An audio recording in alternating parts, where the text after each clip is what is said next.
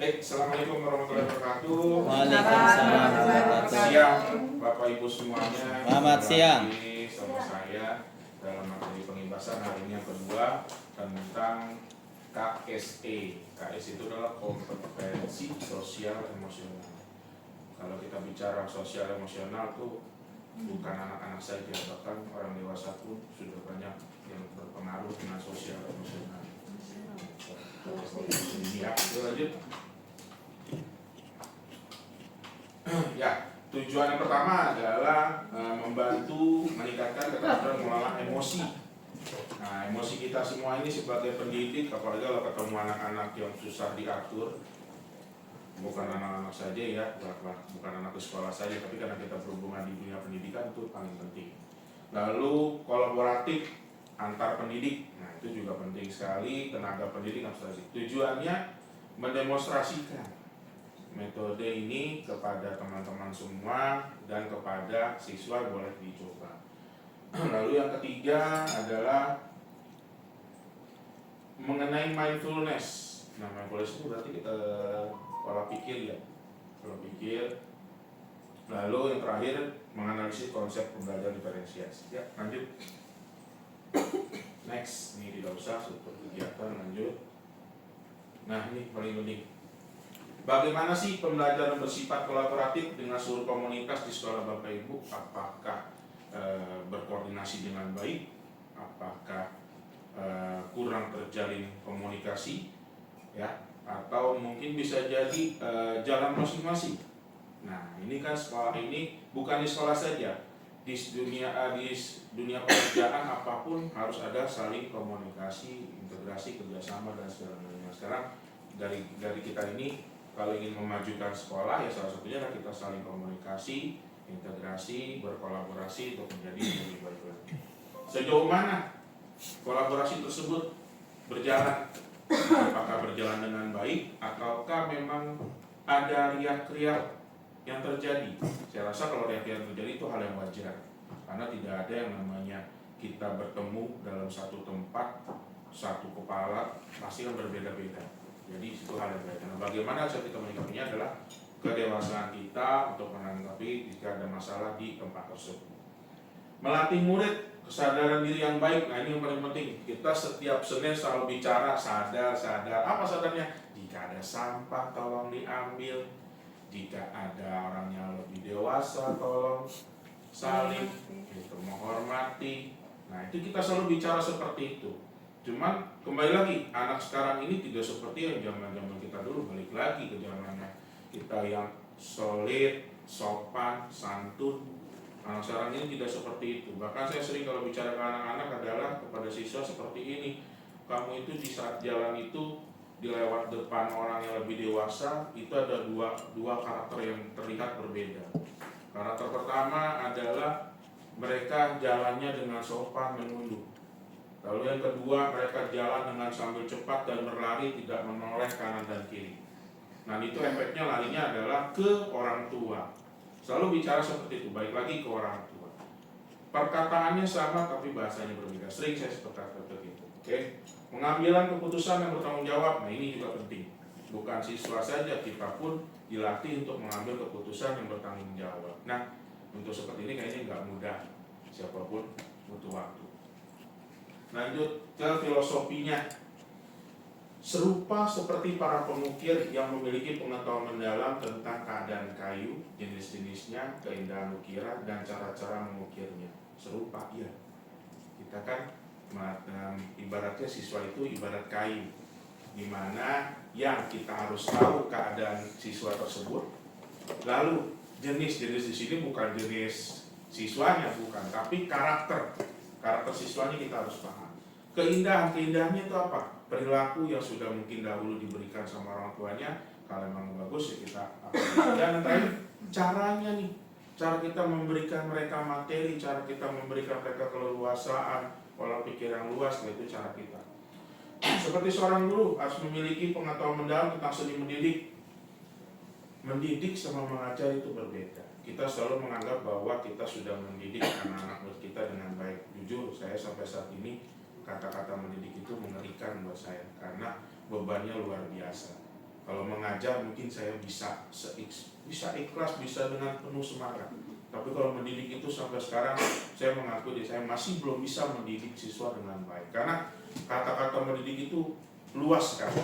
Bukan hanya kita memberikan materi, tapi mendidik itu memberikan contoh, bahasa kita. Nah itu yang sulit menurut saya.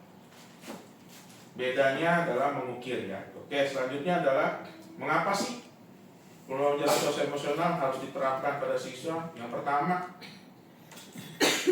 ini ada di kurikulum, walaupun sebentar lagi katanya kurikulum berubah lagi. Ya, kita lihat saja nanti seperti apa. Menterinya kan ganti Pak. Ya, informasinya seperti itu dan sudah ada berita-berita di internet bahwa akan dievaluasi kurikulum yang berjalan. Ya, kita lihat saja nanti seperti apa. Seragam itu kan. Ya, seragam. Yang berpusat pada siswa, lagi-lagi berpusat pada siswa. Lanjut seperti kayak kemarin di Valencia, lanjut berpusat pada siswa.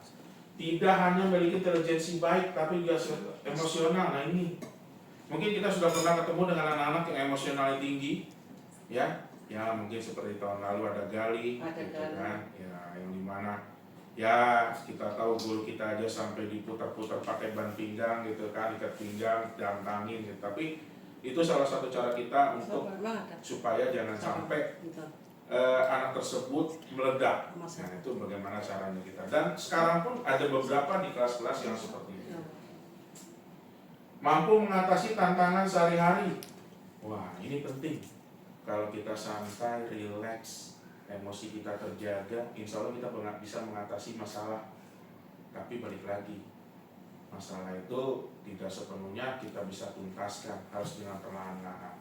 Itu kalau ada slogan kan, jangan slogan yang ini yang dipakai mengatasi masalah tanpa masalah. Jangan, kalau itu jangan ya. Oke. Secara akademis, profesional dan sosial. Oke lanjut, apa itu kompetensi? Nah ini ada 5 KSE, ini sering kita gaungkan. Yang pertama adalah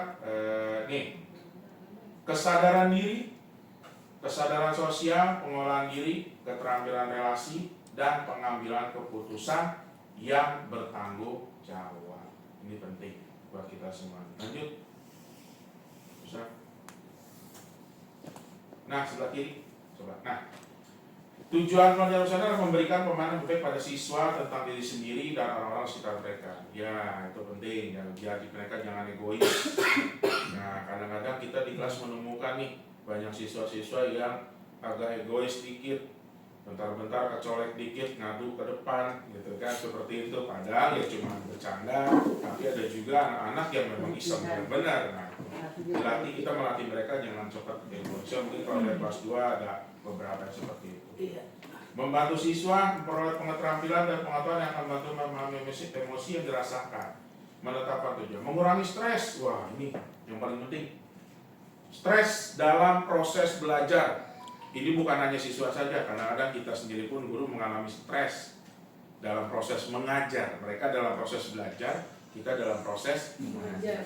Makanya cara kita, saya bukan menggurui, ada beberapa guru-guru yang mengajar itu tidak stay terus satu arah.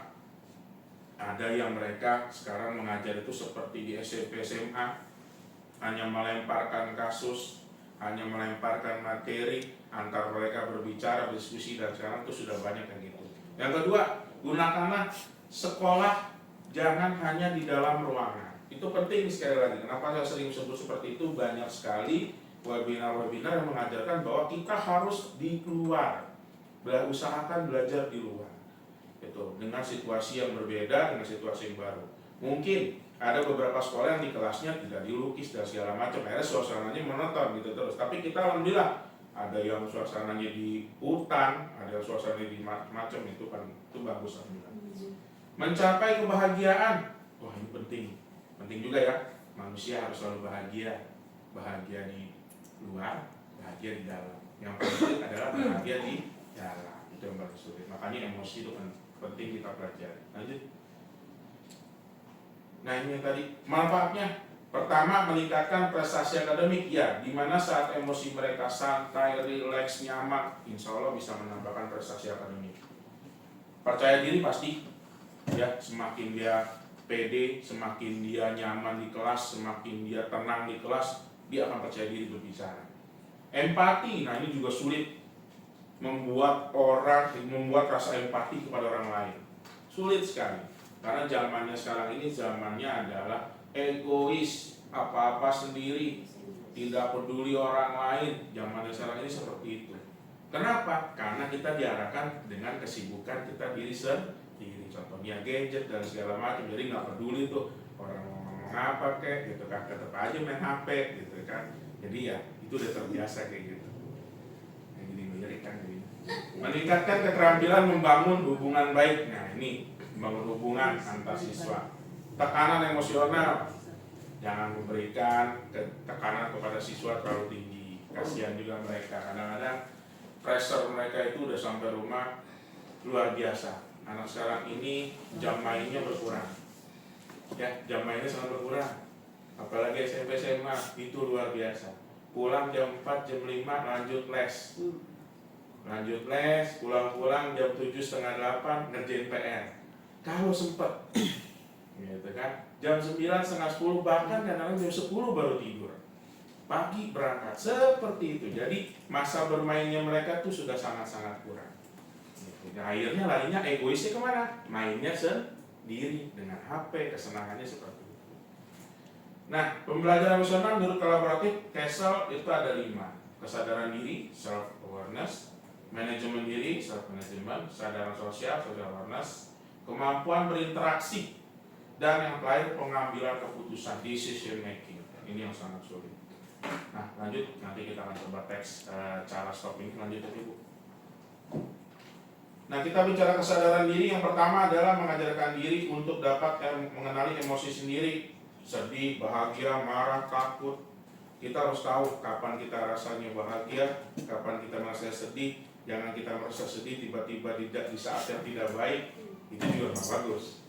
Lagi di perkumpulan, tiba-tiba dia mengenang masa lalu, keluar air mata. Wah, itu kan lagi-lagi happy-happy, ya tiba-tiba dia nangis sendiri kan, jadi bingung teman-temannya gitu kan.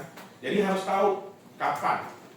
Manajemen diri, nah penting, berkaitan dengan kemampuan mengelola emosi, pikiran, dan perilaku di berbagai situasi. Caranya adalah mengontrol keinginan dan bertahan. Nah, kita kontrol nih keinginannya. Kalau ibu kan kontrol keinginannya berat ya, apalagi ngeliat barang-barang murah, gitu kan. Nah, kalau barang-barang murah tuh bawaannya langsung aja, gitu kan. Gitu. Beda kalau ibu-ibu. Kalau bapak-bapak senangnya adalah di elektronik dan otomotif. Itu pasti nggak seperti itu, bawaannya udah pengen beli aja. Jadi dikontrol. Yang berikutnya, yang ketiga, kesadaran sosial, empati, rasa peduli dengan orang lain. Nah, ini juga sudah jarang kita temui. Walaupun ada, bahkan ada orang yang berempati, tetap aja dibilangnya ada sesuatu nih. Nah, itu yang terjadi seperti itu kan. Ada orang yang berempati sama orang lain, tetap aja orang menganggapnya itu pasti ada belakangnya nih, gitu. Seperti itu. Ya, bawang. Lanjutnya, langkah-langkah yang untuk empati dan dikatakan menaruh perhatian pada perasaan orang lain. Nah, ini penting bagi yang masih sendiri ya, gitu. Menaruh perhatian kepada perasaan orang lain. Gitu. Kalau menurut keluarga ya pada keluarga aja yang lainnya. Oke. Berpikir sebelum berbicara. Wah, ini kadang-kadang ada manusia yang langsung ngomong aja tanpa berpikir. Ya, kalau bahasa Jakartanya ngejeplak aja ngomongnya gitu kan. Meyakini bahwa tidak satupun orang di dunia ini sama, ya sudah pasti berbeda. Orang kembar aja berbeda pola pikirnya. Ya, menghargai orang lain meskipun berbeda pandangan, ini penting juga. Ya, oke, lanjut yang kedua, cut, pemron. Kita masuk ke sesi berikutnya. Kita masih bicara dengan sosial emosional. Sosial adalah komunikasi dengan orang lain, emosional adalah tentang pribadi diri kita sendiri. Nanti kita akan coba teknik stop. Salah satu teknik yang berbicara kita untuk berhenti melakukan aktivitas. Di mana S-nya adalah stop, berhenti sejenak. T-nya take a breath. Kalau nggak salah, mohon maaf kalau ada salah perkataan. Ambil nafas dalam. Lalu berikutnya proceed. Amati sensasi tubuh, perasaan, pikiran, dan lingkungan. Yang terakhir observe. Jadi kita coba ya dari stop seperti ini. Coba berusaha fokus dengan suara saya. Mohon maaf kalau suaranya agak tidak mengenakan.